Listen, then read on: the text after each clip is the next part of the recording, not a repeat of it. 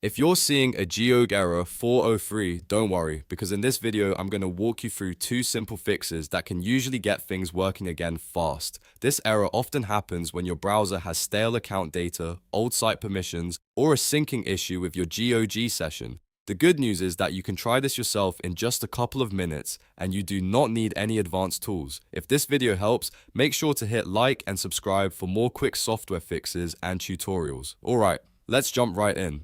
First, we'll try the refresh link that forces GOG to resync your account database. Open your browser and in the address bar type gog.com/user/refresh. Make sure you enter it exactly as shown, then press enter. Once the page loads, give it a moment to finish completely. This step is important because it can help clear up temporary account mismatches on GOG's side.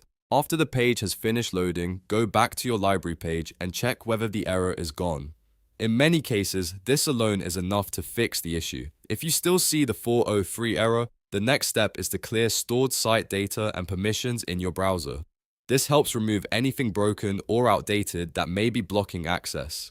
If you're using Chrome, open a new tab and go to chrome://settings/content. This takes you directly to the site settings area. From there, look for the option that says View Permissions and Data Stored Across Sites. Click that and you'll see a list of saved entries for different websites. Now you want to remove the stored data related to GOG. Click the trash can icon next to all entries connected to the site.